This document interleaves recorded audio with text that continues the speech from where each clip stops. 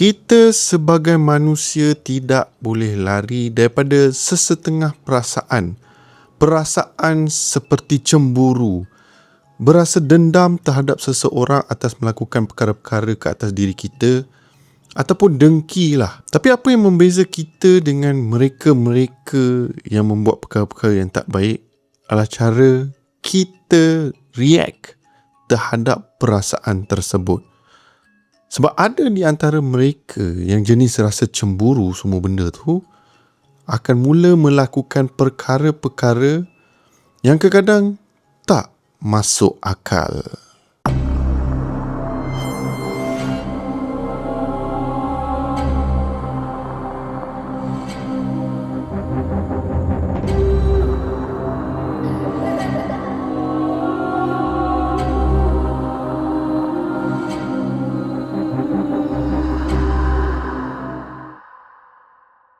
Assalamualaikum, selamat sejahtera, tajahau dan wanakkam kepada semua geng bayang yang hadir menonton Shadow Channel pada hari ini. Seperti biasa, Shadow harap geng bayang semua berada di dalam keadaan baik-baik belaka.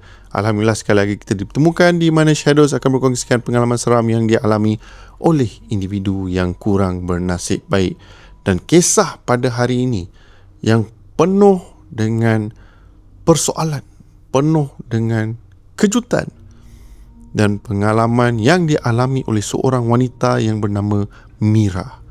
So Shadows pun tak nak bawa masa lagi, tapi sebelum tu seperti biasa jangan lupa tekan butang like, share dan juga subscribe kepada Shadows Channel sebagai tanda sokongan anda. And jangan lupa tekan bell notification supaya geng bayang ataupun viewers yang sedang menonton tak terlepas dengan video-video yang baru Shadows keluarkan. So jom kita ke kisah pada hari ini.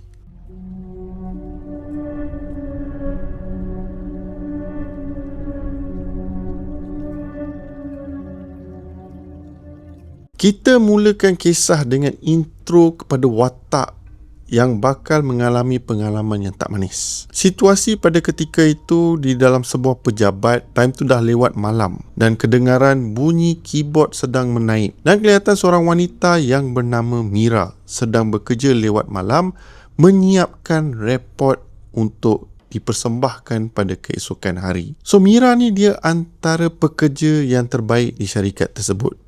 Bukan hanya pekerja yang baik, cantik, bijak, rajin, you name it.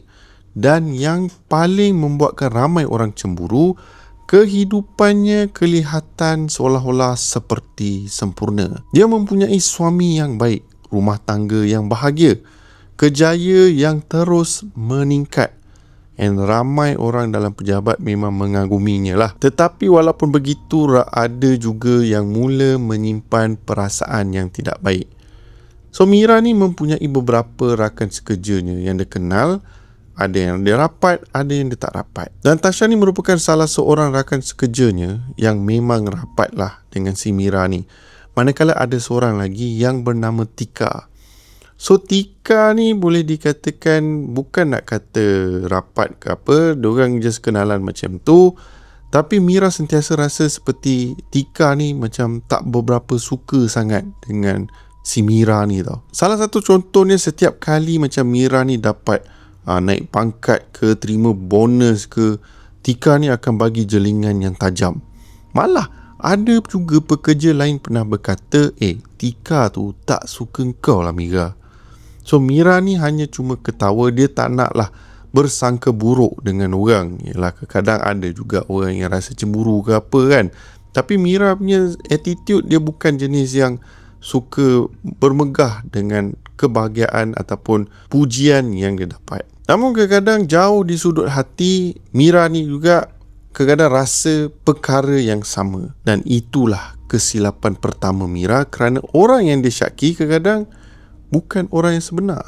So sepanjang kehidupan si Mira ni semua elok saja tau. Sampailah berlakunya satu kejadian yang aneh, yang pada awalnya memang Mira ni fikir tak ada apa sangat. Tapi lama kelamaan ia memberi satu impak yang besar dalam kehidupan si Mira. Seingat Mira, gangguan yang pertama yang berlaku ke atas dirinya bermula dengan bunyi-bunyian. Bunyi yang terlalu kecil untuk dianggap pelik. Dan hampir setiap malam, lebih kurang lewat malam macam tu lah, sama ada pukul 1 pagi ke pukul 2 pagi ke, dia akan terdengar seperti bunyi guli jatuh ataupun bunyi kuku menggaru dinding bilik yang agak pelik lah. Tapi pada mulanya si Mira ni fikirkan kemungkinan tikus ke ataupun burung merpati yang tersangkut di atas bumbung. Dia tak ada nak fikir benda-benda yang paranormal ke ataupun benda-benda gangguan ke, tak ada. Tetapi apa yang si Mira perasan, bunyi yang pada awalnya mula hanyalah sekali-sekala, benda tu semakin kerap, semakin jelas. Seolah-olah sesuatu sedang merangkak perlahan di luar bilik. Now, suami si Mira ni yang bernama Faiz langsung tak pernah dengar. Mira ni banyak kali juga mengadu kepada suaminya, tapi suaminya cakap tak adalah dia dengar apa-apa kan.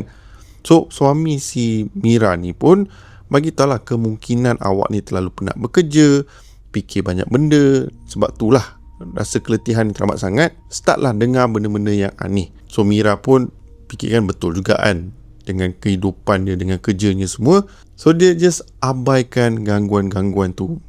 Still again, tiap-tiap hari dia akan dengar, tapi di atas pujuk suaminya, dia just abaikan sahaja. Dari bunyi berubah kepada mimpi. Pernah jadi satu insiden di mana Mira mula mengalami mimpi yang pelik. Dan dalam mimpinya, dia melihat seorang wanita tua sedang duduk membelakanginya. Rambut wanita tu panjang, hitam, kusut, dan di tangannya ada sebuah tempayan kecil. Wanita tu tidak pernah bercakap, hanya duduk memandang ke arah gelap.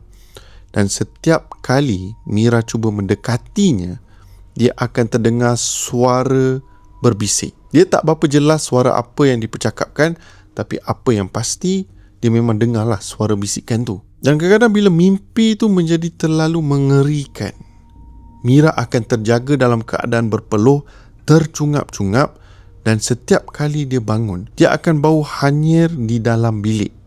Seperti bau darah macam tu tau.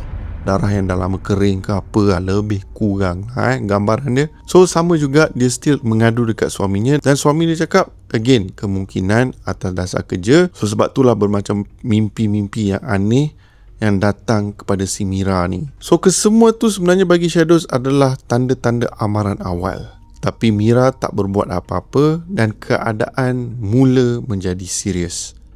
Pada suatu pagi, Mira bangun dan mendapati terdapat kesan lebam di kedua-dua pahanya. Malah tangannya pun ada juga. Bulat keungguan macam tu. Seperti dicengkam sesuatu. Dia fikir mungkin terlanggar meja, terlanggar katil, semua benda tu. Namun, keesokan harinya, lebam tu akan bertambah. Dan kali ni di belakangnya, di lehernya. Dan disebabkan perkara dah makin serius, si Mira ni pun bagi tahulah suaminya. Dan suami cakap, okay, kita better pergi jumpa doktor untuk check lah kok ada benda yang sedang berlaku ke, yang tak tahu ke apalah. So better periksa dengan lebih mendalam. Apabila pergi ke klinik dan diperiksa sehabis baik lah, cek darah semua benda tu, doktor bagi tahu yang Mira ni sihat je. Tak ada benda-benda pelik ke apa ke dalam badannya, semua okey. Which menimbulkan tanda tanya kenapa si Mira ni lebam-lebam di tangan. So doktor pun memberi alasan yang sama. Mungkin Mira ni tidur lasak ke apa, terlanggar sesuatu yang dia tak sedar. So Mira ni dia still tak puas hati tau. Dan dia ni dah mula rasa takut. Tapi selepas doktor pun dah bagi tahu, suaminya si Faiz pun dah bagi tahu, dia cubalah tenangkan diri sebaik yang boleh. Namun seperti mana Shadows kata, pengalaman yang dialami oleh si Mira ni makin lama makin meningkat.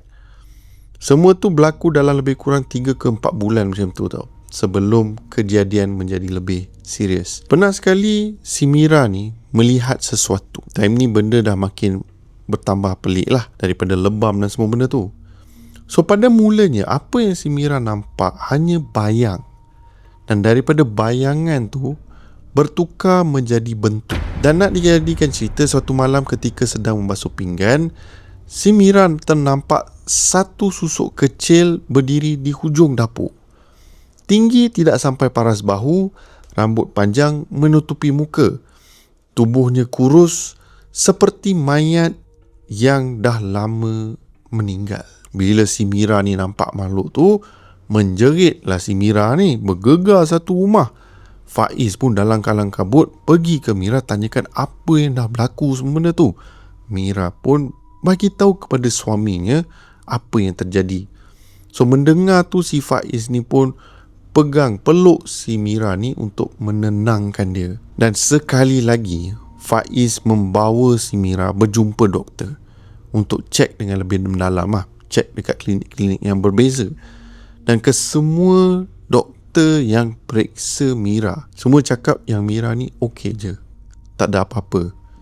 And apabila Mira tengok keadaan suaminya yang begitu mengambil berat, betul lah apa yang diperkatakan dekat pejabat dia, yang orang semua cemburu dengan kehidupan dia, kan? Suami yang baik, kehidupan yang bahagia. So makin lama Mira ni start fikirkan, adakah ini buatan orang? Tapi ni dah zaman moden, siapa je nak main dengan benda-benda macam ni? Tapi itu bukan penghabisannya. Gangguan seperti mana Syarus kata mula menjadi-jadi. Kali ni gangguan tu membuatkan si Mira ni tidak lagi dapat tidur. Setiap malam Mira akan mendengar bunyi ketawa kanak-kanak. Kadang-kadang di dapur, kadang-kadang dekat bilik stor, dan kadang-kadang tepat di tepi telinganya. So consider memang rapat. Dan bukan tu je, fizikal si Mira ni dah kelihatan semakin kurus, mukanya cengkung. Dan benda ni bukan hanya impak kesihatan dia, malah impak kerjanya di pejabat. Prestasi kerjanya mula merosot. Dan bos si Mira ni dah mula memberi amaran. Dan Tasha yang sering menemani Mira sentiasa tanyakan kenapa jadi macam ni, ada apa-apa yang si Mira ni cuba rahsiakan ke apa. Tapi Mira bagi tahu semua in detail, tak ada terlepas apa-apa kepada si Tasha ni. Dan si Mira mula perasan yang Tika ni asyik memandang si Mira dalam keadaan yang macam seolah-olah tak puas hati macam tu tau. Dan apa yang membuat Mira ni terkejut apabila pada suatu hari ni Tika ni datang kepada si Mira dan berkata, tak semua orang suka tengok orang lain terlalu bahagia. Si Mira ni terkejut apabila Tika bagi tahu macam tu. Dan ayat tu melekat dalam kepala si Mira ni. Dan pada time tu lah Mira yakin yang Tika kemungkinan orang yang menghantar sesuatu. Tapi yalah, nak buktikan macam mana kan, bila orang bermain sihir, takkanlah kau nak panggil polis untuk periksa kan, periksa orang kan atas dasar sihir. So dia tak boleh buat apa-apa, dia hanya boleh bersangkakan yang Tika ni lah kot punca yang si Mira ni asyik sakit, prestasi kerja menurun dan macam-macam lagi. Hampir 7 bulan berlalu. Satu insiden yang menampakkan yang Mira ni hampir mati. Pada suatu malam, dia terjaga dan mendapati yang tubuhnya tidak boleh bergerak. Matanya terbuka tetapi seluruh badannya kaku. Ketika itulah dia melihat sesuatu merangkak keluar dari bawah katil. Perlahan menggunakan kedua-dua tangan, kepalanya sengit ke tepi. Matanya hitam pekat. Mulutnya tersenyum terlalu lebar. Dan makhluk tu memanjat ke atas dada si Mira ni. Dan makhluk ni siap cuba berbisik sesuatu. Dan seperti mana Mira bagi tahu pada awal tadi, dia tak boleh nak faham apa yang dibisikkan. Insiden yang sama berlaku ketika di dalam mimpi si Mira. Dan disebabkan ketakutan yang teramat sangat, Mira ni pun pengsan. Dan pada keesokan harinya, suami si Mira ni nampak dia dalam keadaan yang amat tenat, dengan demam tinggi, muntah berdarah, tak boleh nak sedarkan diri. Dan si Faiz ni pun memberitahu keluarga si Mira akan keadaan Mira yang makin tenat. Keluarga si Mira ni pun terkejutlah dengan apa yang berlaku dan terus bergegas ke rumah si Mira dan juga Faiz. Dan bukan tu je tau, keluarga si Mira ni datang bersama dengan seorang pengamal perubatan Islam. So selepas semua persiapan dilakukan, sesi rawatan pun bermula. Dan sebaik sahaja sesi rawatan tu bermula, Mira mula menjerit. Suaranya berubah, matanya terbeliak Dan pengamal tu terus bersuara ada benda yang dihantar. Suasana di dalam rumah menjadi sunyi. Dan pengamal perubatan tu bagi tahu ini bukan saka ke apa, bukan gangguan biasa. Seseorang telah menghantar polong kepada Mira. Now, apa yang polong ni boleh buat?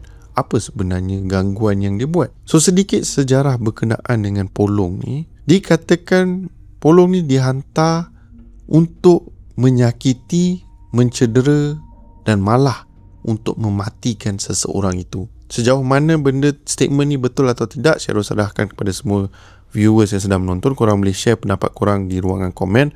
Tapi itulah sedikit sebanyak berkenaan dengan apa yang polong selalu lakukan kepada mangsa-mangsanya. Mendengar apa yang diberitahu oleh pengamal perubatan tu, satu keluarga terkejut dengan berita tu. Siapa yang sanggup hantar makhluk tu kepada si Mira, dan apa yang Mira dah buat sampai menjadi macam tu? Apabila Mira mendengar tu, Mira dah mula menangis.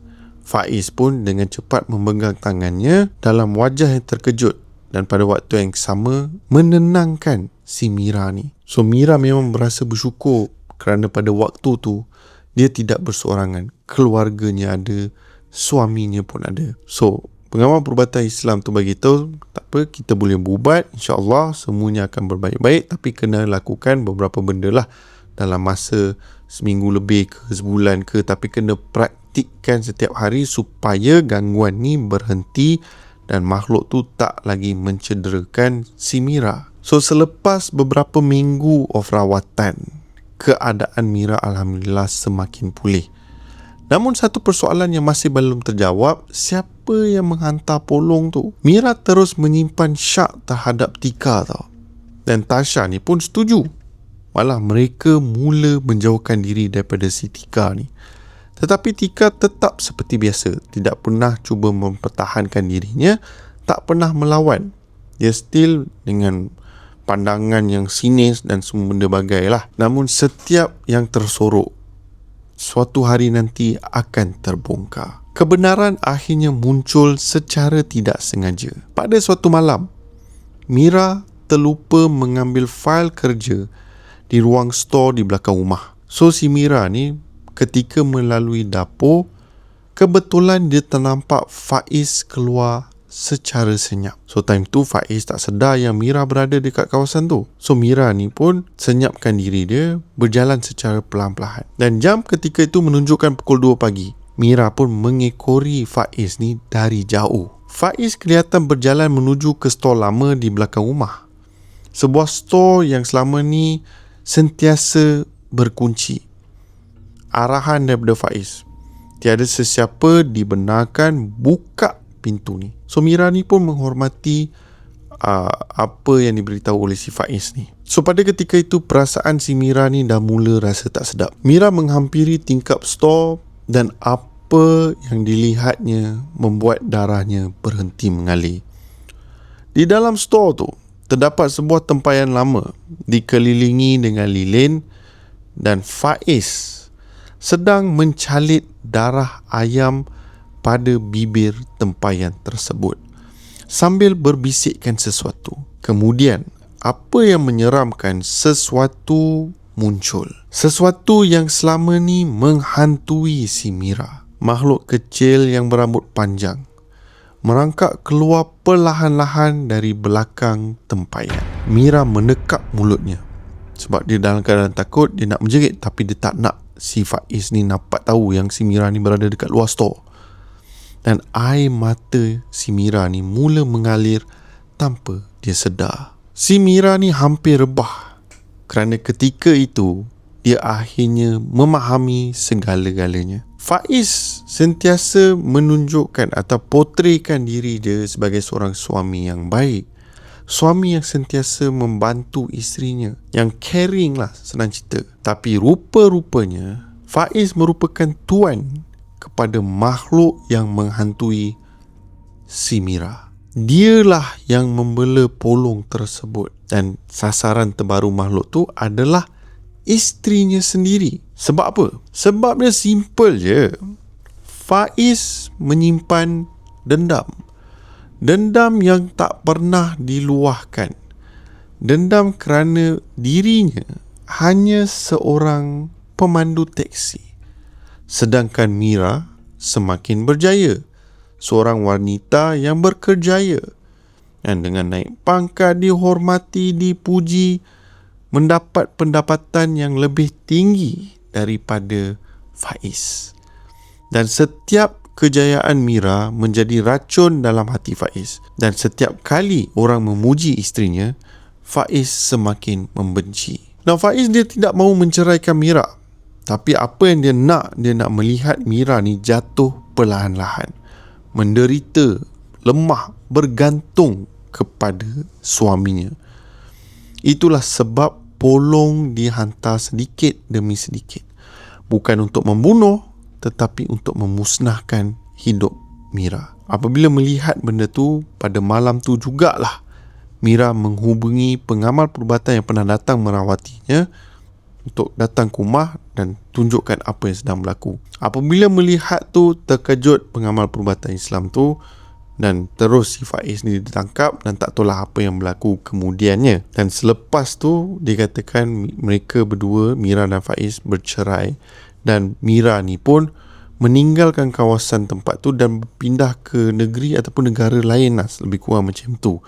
Sebab takut kemungkinan yang bekas suami dia akan lakukan benda yang sama semula. Hampir beberapa tahun berlalu. Mira pada ketika itu duduk di rumahnya. Time tu hampir senja lah. Dan Mira kadang-kadang adalah on and off. Dia akan mengenang semula pengalaman yang berlaku ke atas diri dia. Dan dia sentiasa fikirkan satu ayat yang bukan nak kata menghantui lah, tapi sebagai peringatan. Hati manusia yang penuh dengan dengki kadang-kadang jauh lebih daripada syaitan yang dipelihara. Walaupun bertahun telah berlalu, tak ada apa-apa gangguan, tak ada apa-apa benda yang berlaku ke atas Mira dan dia bersyukur teramat sangat. Tetapi seperti mana Syadus katakan, setiap kali dia teringat senyuman suaminya ketika berpura-pura menenangkan dirinya selama beberapa bulan mengalami insiden tu, sebenarnya itulah perkara yang menakutkan. Senyuman yang manis di hadapan seseorang, tapi rupanya mereka ni lah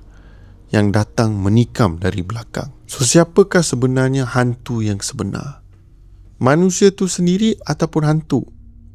Kalau kita fikirkan balik, manusia lebih menyeramkan. Sebab hantu kalau ia pun, dia buat direct. Manusia tak ada. Dia banyak kias, banyak membohong dan macam-macam lagi lah.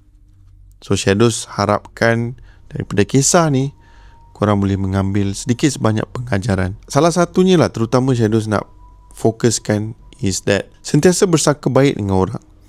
Seperti mana kita boleh tengok pada kisah tadi, Tika dianggap orang yang menyihir si Mira. Pada hakikatnya bukan Tika pun. Tika dia cemburu, tapi dia hanya cemburu macam tu je.